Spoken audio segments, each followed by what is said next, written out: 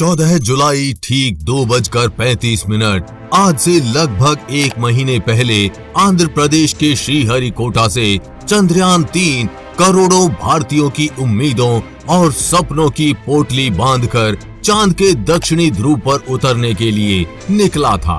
पिछले एक महीने से हर एक भारतीय इस बात का इंतजार कर रहा है कि कब हमारा चंद्रयान-3 चांद पर पहुंचेगा। एक महीना गुजर जाने के बाद अब 23 अगस्त को 5:47 पर वो पल आने वाला है जिसका इंतजार हम करोड़ों भारतीय कर रहे हैं। यानी हमारा चंद्रयान-3 चांद की सतह पर उतरने वाला है। चांद पर उतरने वाले आखिरी 15 मिनट बेहद महत्वपूर्ण होते हैं। इसरो के लिए इस मिशन का ये बेहद ही कठिन समय होगा। इसरो के प्रमुख चांद पर उतरने की प्रक्रिया की 15 मिनट की अवधि को आतंक के 15 मिनट कह चुके हैं, क्योंकि जब लैंडर को अपने इंजन्स को सही समय और सही ऊंचाई पर फायर करना होता है, सही मात्रा में ईंधन का उपयोग करना होता है, चंद्रमा का सटीक स्कैन करना होता है, चांद की सतह की पहाड़ियों और गड्ढों का सही अनुमान लगाना पड़ता है। ये पूरी प्रक्रिया लैंडर अपने से करता है। वैज्ञानिकों का इस पूरी प्रक्रिया में कोई खास कंट्रोल नहीं होता, जिसका अर्थ है कि इसरो के वैज्ञानिक पृथ्वी से लैंडर का मार्गदर्शन करने के लिए बहुत कुछ नहीं कर सकते। यहाँ पर एक छोटी सी गलती पूरे मिशन को खराब कर सकती है। जैसा आपको पता होगा कि चंद्रयान-2 इन्हीं आखिरी 15 मिनट में क्रैश हो गया था। यानी उतरने वाले वो 15 मिनट चंद्रयान-3 के लिए भी बेहद महत्वपूर्ण होंगे। आज इस वीडियो में हम जानेंगे चांद की सतह पर चंद्रयान-3 किस प्रक्रिया का इस्तेमाल करके उतरेगा और इन अंतिम 15 मिनट में क्या क्या होने वाला है। हमें आशा है कि ये पूरा वीडियो ध्यान से देखने के बाद आपका इस टॉपिक से जुड़ा कोई सवाल नहीं रहेगा। तो चलिए जानते हैं आसान हिंदी भाषा में विस्तार से। जैसा हम आपको हमारी काफी वीडियोस में बता चुके हैं, 17 अगस्त को ही चंद्रयान को चांद की 100 किलोमीटर ऊंचाई वाली गोलाकार कक्षा में डाला जाएगा। 17 अगस्त को ही प्रोपल्शन मॉड्यूल और लैंडर मॉड्यूल भी अलग होंगे। अलग होने से पहले दोनों मॉड्यूल चंद्रमा के चारों तरफ 100 गुणा 100 किलोमीटर की दूरी वाले ऑर्बिट में चक्कर लगाएंगे। इसके बाद प्रोपल्शन मॉड्यूल चांद से 100 किलोमीटर ऊपर ही चक्कर लगाता रहेगा। अब लैंडर मॉड्यूल चांद पर उतरने के लिए कदम आगे बढ़ाएगा। यानी प्रोपल्शन मॉड्यूल को लैंडर यहीं छोड़ देगा। सिर्फ अब लैंडर मॉड्यूल चांद पर उतरने के लिए जाएगा।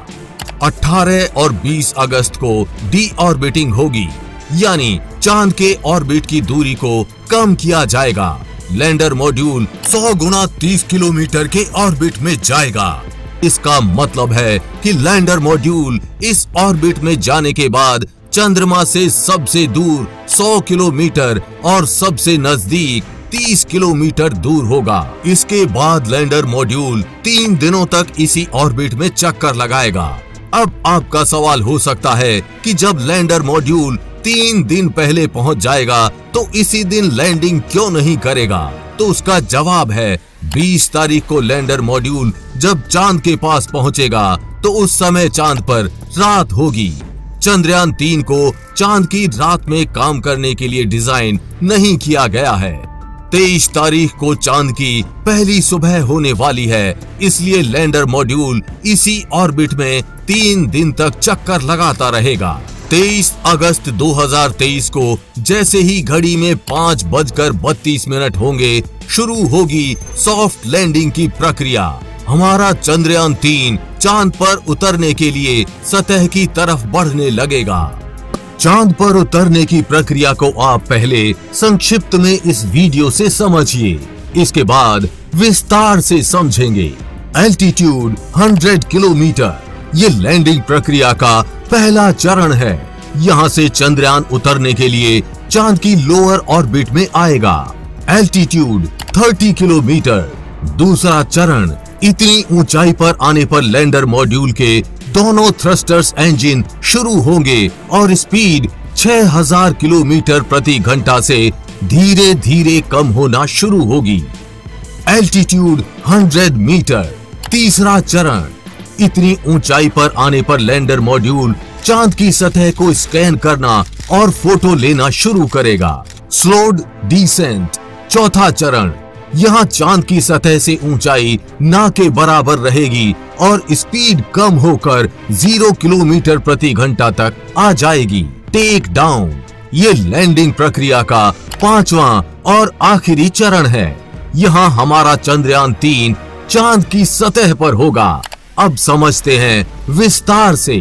जब 5:32 पर चंद्रयान 3 उतरने लगेगा तो चंद्रयान 3 के लैंडर मॉड्यूल की ऊंचाई एल्टीट्यूड 100 किलोमीटर यानी चांद से 100 किलोमीटर ऊपर होगी और ये चांद की लोअर ऑर्बिट में एंटर करेगा। इस समय इसकी स्पीड 6000 किलोमीटर प्रति घंटा से अधिक होगी। कुछ मिनट बाद ही लैंडर एल्टीट्यूड 30 किलोमीटर पर होगा, यानी इस समय हमारा चंद्रयान 3 का लैंडर मॉड्यूल चांद से सिर्फ 30 किलोमीटर ऊपर होगा। सबसे पहले लैंडर मॉड्यूल के दोनों थ्रस्टर्स इंजन शुरू होंगे। अगर ये दोनों इंजन काम नहीं करते हैं तो इसमें बैकअप के लिए 2 एक्स्ट्रा इंजन और लगाए गए हैं। नीचे उतारने के लिए थ्रस्टर्स इंजन इसलिए ऑन किए गए हैं क्योंकि ये पावर्ड ब्रेकिंग चरण है, यानी इन दोनों इंजन्स के माध्यम से लैंडर मॉड्यूल की स्पीड को कम किया जाएगा। इस समय चंद्रयान 3 के लैंडर मॉड्यूल की स्पीड 6000 किलोमीटर प्रति घंटा से अधिक होगी। ये दोनों इंजन ही स्पीड को धीरे धीरे 0 तक ले जाएंगे। 5 से 7 मिनट बाद यानी घड़ी में जब 5:39 हो रहे होंगे, लैंडर मॉड्यूल चांद की सतह से 100 मीटर की ऊंचाई पर आ जाएगा। 100 मीटर की ऊंचाई पर लैंडर बाधाओं के लिए सतह को स्कैन करेगा, यानी जिस यंत्र का इस्तेमाल करके लैंडर सतह को स्कैन करेगा उन दोनों का नाम है laser Doppler velocity meter LDV और lander horizontal velocity camera LHVC।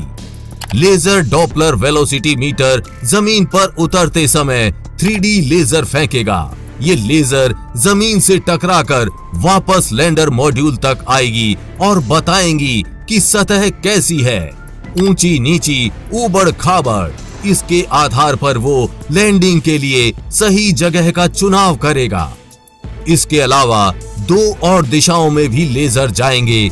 वो ये देखेंगे कि कहीं सामने या पीछे की तरफ कोई ऊंची चीज तो नहीं है जिससे लैंडर के टकराने का खतरा हो।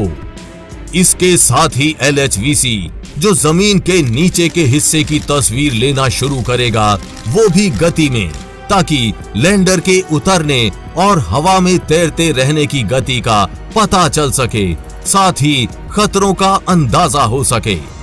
ऑन बोर्ड कंप्यूटर ये तय करेगा कि कौन सा इंजन किस समय कितनी देर के लिए ऑन किया जाएगा, यान किस दिशा में जाएगा। अगर कोई बाधा आती है चंद्रयान 3 को तो टारगेट स्थल से आगे पीछे ले जाने की व्यवस्था रहेगी। 1 किलोमीटर के दायरे में उसकी सुरक्षित लैंडिंग हो सकती है। अगर एक जगह ठीक नहीं है तो दूसरे स्थान पर लैंडिंग हो जाएगी। इस बार चंद्रयान 3 के लैंड करने के लिए 2 स्थान निश्चित किए गए हैं। अगर एक स्थान पर ये नहीं उतर पाता है तो इसको निश्चित किए गए दूसरे स्थान पर उतारा जाएगा। जैसे ही स्थान निश्चित हो जाएगा और इन सब सेंसर्स को सब सही लगता है तो धीमी गति से लैंडर मॉड्यूल उतरना शुरू कर देगा। 1 या 2 किलोमीटर की ऊंचाई पर आने के बाद करीब 15 मीटर प्रति सेकंड की गति से नीचे उतरेगा। टच डाउन तक यानी चांद पर उतरने तक अपने थ्रस्टर्स को फायर करता रहेगा और इस तरह से 5:47 पर हमारा चंद्रयान 3 चांद की सतह पर होगा। अंत में इसी प्रक्रिया से जुड़ी एक जानकारी और जान लीजिए।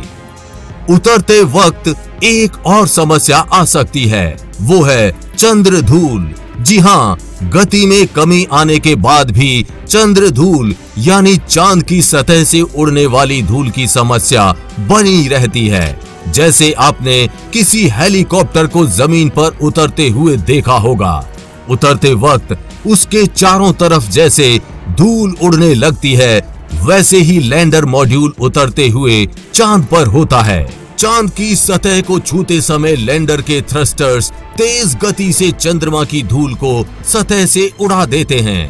इससे कैमरे का लेंस अस्पष्ट हो सकता है और गलत रीडिंग आ सकती है।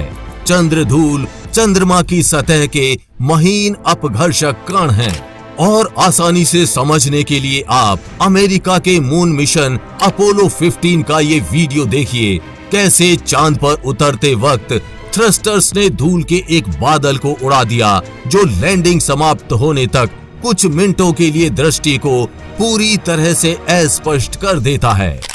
चंद्रयान 3 के लिए भी ये समस्या बड़ी समस्या हो सकती है। हम तो बस प्रार्थना करते हैं और आपसे भी प्रार्थना का निवेदन करते हैं कि 23 अगस्त को सब कुछ अच्छा हो और हमारा चंद्रयान 3 चांद की सतह पर सॉफ्ट लैंडिंग कर जाए।